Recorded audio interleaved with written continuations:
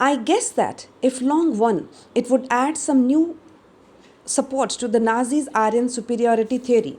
After all, I am a Negro.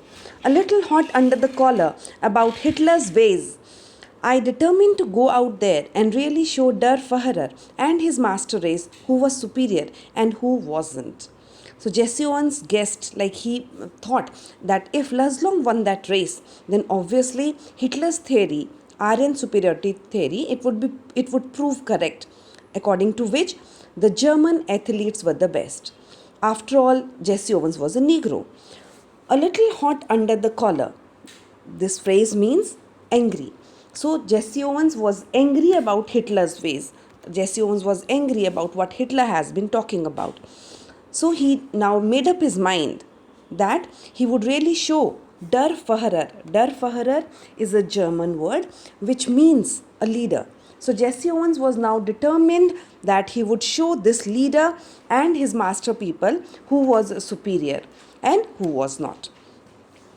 An angry athlete is an athlete who will make mistakes, as any coach will tell you. I was no exception. On the first of my 3 qualifying jumps, I leaped from several inches beyond the takeoff board for a foul. On the second jump, I fouled even worse. Did I come 3,000 miles for this? I thought bitterly. To foul out of the trials and make a fool of myself? So, when a person is angry, obviously in anger, a person is likely to make mistakes. And this is what coaches tell the players. And Jesse Owens was no exception. As Jesse Owens was angry with Hitler's words, he made mistakes. During the first of his jump, he leaped from several inches beyond the takeoff board and made a foul. And during the second jump, his foul was even worse. And then Jesse Owens was really disheartened. He really felt pain. And then he questioned himself if he has come 3,000 miles for making fouls and making a fool of himself. Walking a few yards from the pit, I kicked disgustedly at the dirt. Suddenly, I felt a hand on my shoulder. Turned to look into the friendly blue eyes of the tall German broad jumper. He had easily qualified for the finals on his first attempt. He offered me a firm handshake. So as Jesse Owens, he was really very much disheartened. He went away a few yards from the pit and then he kicked the dirt disgustedly there. He was hopeless now, and in his hopelessness, he kicked the dirt.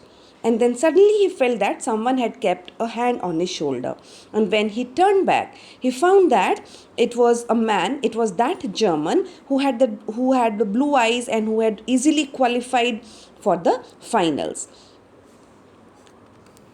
Jesse Owens, I am Les Long. I don't think we have met. He spoke English well, though with a German twist to it. So, Les Long came to Jesse Owens and introduced himself to him. He spoke English, though it had little bit of German twist in his language. Glad to meet you, I said. Then, trying to hide my nervousness, added, how are you? So Jesse Owens, as he was nervous, he was very much anxious about his performance. Still, he tried to hide his anxiety, and then he asked Les Long how he was. I'm fine. The question is, how are you? What do you mean? I asked. Something must be eating you, he said, proud the way foreigners are when they have mastered a bit of American slang. You should be able to qualify with your eyes closed. So Les Long asked Jesse Owens that something must be eating you. Something must be eating you means there is something which is disturbing you. And then Les Long told Jesse Owens, like, you are such a perfect you are so perfect in your games that you can qualify with your eyes closed. Then why are you making fouls?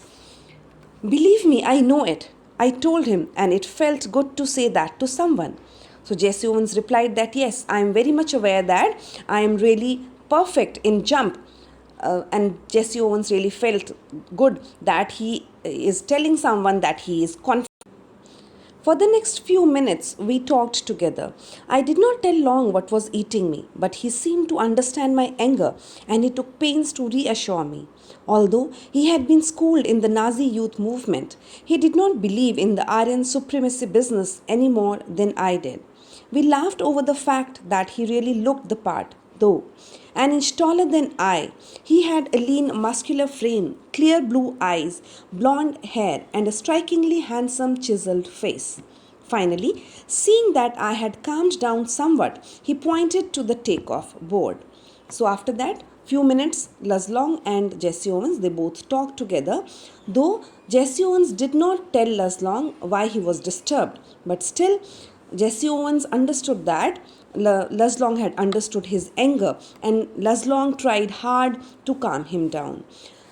Jesse Owens said that though Laslong had been schooled in Nazi youth movement, still he did not seem like believing the Aryan supremacy theory of Hitler.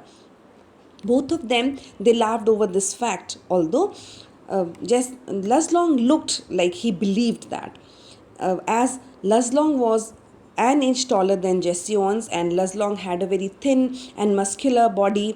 His eyes were blue and clear and his face was very much like he looked handsome and his face was very shaped or sharp. It had sharp features. So when Laslong found that Jesse Owens had calmed down somewhat, Laslong pointed towards the takeoff board. Look, he said, why don't you draw a line a few inches in back of the board and aim at making your takeoff from there? You will be sure not to foul, and you certainly ought to jump far enough to qualify. What does it matter if you are not first in the trials? Tomorrow is what counts. So then Laslong started advising Jesse Owens, and he said that he gave him a tip and said that he should draw a line a few inches back of the board and from there he should take up the leap. Laslong advised Jesse Owens that Jesse Owens should not be bothered about his jump during the trials because what matters is the jump which he is going to perform during the finals. So he should not be bothered about what he is doing in the trials. At least he should qualify for the finals. Suddenly, all the tension seemed to ebb out of my body, and the truth of what he said hit me. Confidently, I drew a line a full foot at the back of the board and proceeded to jump from there. I qualified with almost a foot to spare. So when Laslong gave a good piece of advice to Jesse Owens, he really got back his courage. He gathered his courage again, and all the tension which he had in his mind, it seemed to ebb out. It seemed to ebb out means it seemed to fade away from his body.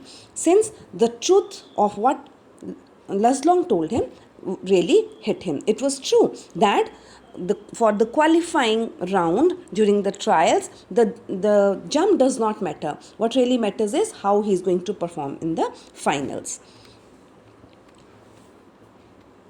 And that is why Jesse Owens grew confident and he drew a line a few feet back at the board, and then he proceeded to jump and he qualified with almost a foot to spare. That night I walked out to Laslong's room in the Olympic Village to thank him. I knew that if it hadn't been for him, I probably would not be jumping in the finals the following day. We sat in the quarters and talked for 2 hours about track and field, ourselves, the world situation, a dozen other things.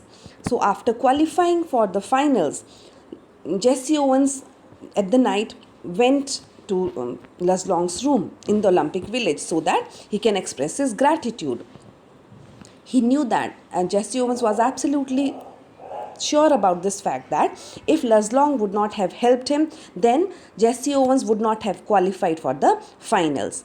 So Laslong and Jesse Owens, both of them, they sat in Laslong's quarters and then they talked for 2 hours. They talked about track and field, themselves, about the world situation and many other topics.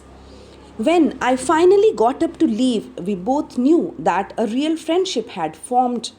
Laslong would go out to the field the next day trying to let me if he could. But I knew that he wanted me to do my best, even if that meant my winning. So Jesse Owens, when he finally got up in Les Long's room, he was absolutely sure now that a very good friendship has been formed between him and Les Long. So Jesse Owens knew that obviously Les Long also has come there to perform, and Les Long also would try hard to win. But still, Les Long wanted that Jesse Owens should also perform his best. Though Jesse Owens may defeat Les Long, still Les Long wanted that Jesse Owens should do his best.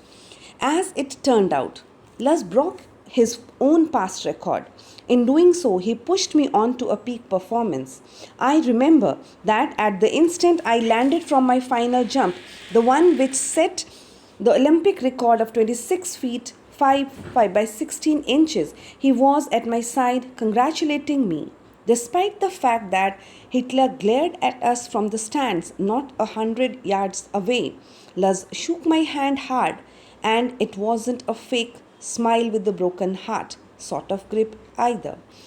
So, during the finals, Les Long performed his best and he broke his own past record. And now Jesse Owens had to perform better. So, Jesse Owens also performed his best, and then he set an Olympic record of 26 feet 5 by 16 inches. And then Jesse Owens found Les Long by his side and congratulating him. Though Les Long was aware that Hitler was standing nearby and he was glaring at them, he was staring at both of them very angrily. Still, Les Long did not bother about that, and Les Long congratulated Jesse Owens. He shook his hand very hard, and Jesse Owens felt that warmth, he felt that congratulatory handshake, because he knew that the smile which Les Long was giving, it was not the smile of a broken heart, it was actually a smile of happiness for his friend. You can melt down all the gold medals and cups I have, and they couldn't be a plating on the 24-carat friendship I felt for Les Long at that moment. I realized then too that the epitome of what Pierre de Coubertin, founder of the modern Olympic Games, must have had in mind when he said, "The important thing in the Olympic Games is not winning but taking part. The essential thing in life is not conquering but fighting well." So Jesse Owens says that even if one melts all the gold medals and cups that he has won, still that all the gold medals and cups, they will not be able to procure the pure gold friendship which he has found with Les Long at that moment. Les Long says that he had realized that at that time that Jesse Owens was really the epitome of goodness and true sportsmanship.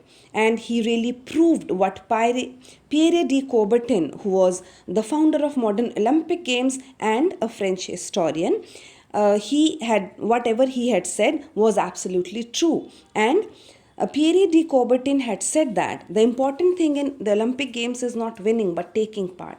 Means it is not that we win all the time. The most important thing in the Olympic Games is at least you take part in the games. It is not every time winning. The essential thing in life is not conquering but fighting well. So Jesse Owens had now realized that the most important thing in life is not all the time winning, but at least putting up a good fight, proving that you are also capable of doing something, giving your best into something. This story tells us that nothing could equalize the friendship that Jesse Owens had formed with Les Long. And this is what Jesse Owens wanted to prove.